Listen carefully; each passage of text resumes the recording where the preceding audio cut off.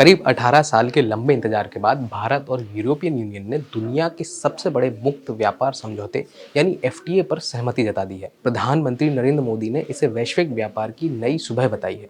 यह समझौता भारत को 27 देशों से जोड़ेगा और निवेश के बड़े अवसर खोलेगा।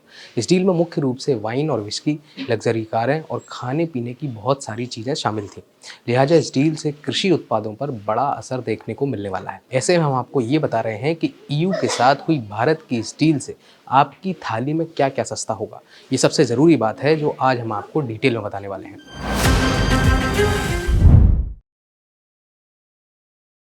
एफटीए डील से ऑलिव ऑयल यानी जैतून का तेल सस्ता होगा। मार्जरीन जो एक तरह का मक्खन होता है ये भी सस्ता होगा और साथ ही साथ अन्य वनस्पतियों तेलों पर भी ड्यूटी खत्म कर दी गई है। अब इन तीनों उत्पादों पर 45% तक की ड्यूटी अगले 5 साल में पूरी तरह से खत्म कर दी जाएगी, जिससे ये इन जरूरी इंपोर्टेड चीज़ों की कीमतें बहुत ज़्यादा कम हो जाएंगी। इसके अलावा जो प्रोसेस्ड फूड है जैसे bread, pastry, biscuit, pasta, chocolate और पेट फूड, इन सब चीज़ों पर सीधे 50% तक का टैरिफ पूरी तरह से हटा दिया जाएगा। लिहाजा आपकी थाली की ये सारी चीज़ें खासी सस्ती हो जाएंगी। इतना ही नहीं, फलों के जूस और नॉन अल्कोहलिक बियर पर 55% तक के इम्पोर्ट टैरिफ घटकर 0 कर दिए जाएंगे, जिसके बाद ये प्रोडक्ट भी आपके लिए बेहद सस्ते होने वाले हैं। हमारे यहाँ जो कुछ इम्पोर्टेड फल होते हैं जैसे कीवी और नाशपाती, इन पर भी 33% की ड्यूटी तय कोटे के तहत 10% तक कम हो जाएगी, यानी इन फलों की कीमतें भी कम होंगी। कुल मिलाकर भारत में यूरोपीय कृषि खाद्य निर्यात पर 36% से ज़्यादा की औसत टैरिफ हटा दिए जाएंगे या काफ़ी कम कर दिए जाएंगे।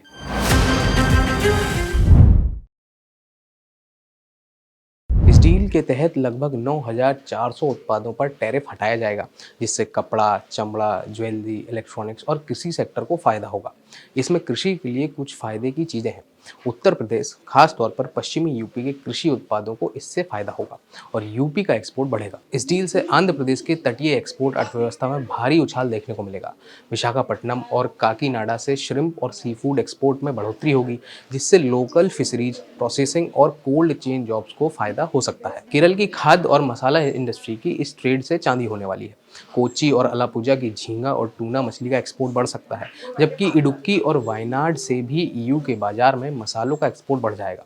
साथ ही केरल की काली मिर्च और इलायची का निर्यात भी बढ़ेगा। उत्तरी बंगाल भी दार्जिलिंग चाय के एक्सपोर्ट का फायदा उठा सकता है। इसके अलावा दीघा और हल्दिया से सी फूड को यूरोपीय बाजार में जगह मिलेगी, जिस पर अब तक 26% टैक्स लगता था। इससे वहाँ के किसान और मछली पालकों की बढ़िया कमाई होगी। असम के डिब्रूगढ़, जोरहाट के चाय बिजनेस को एफटीए से बहुत मुनाफा होगा। इसके अलावा ऊपरी असम की मसाला इंडस्ट्री, बांस से बना फर्नीचर में भी काफ़ी ग्रोथ देखने को मिलेगी और यूरोप में ये आसानी से बिक पाएंगे।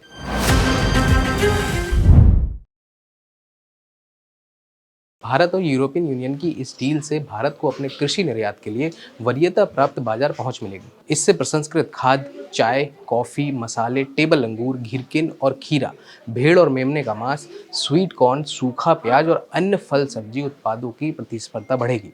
यह ग्रामीण आय, महिलाओं की भागीदारी और यूरोप में भारत की विश्वसनीय सप्लायर के रूप में स्थिति को मजबूत करेगा। डेयरी, अनाज, पोल्ट्री, सोया मिल, कुछ फल और सब्जियों जैसे संवेदनशील क्षेत्रों के लिए रणनीतिक सुरक्षा, घरेलू प्राथमिकताओं की रक्षा करते हुए निर्यात में भी बढ़ावा मिलेगा।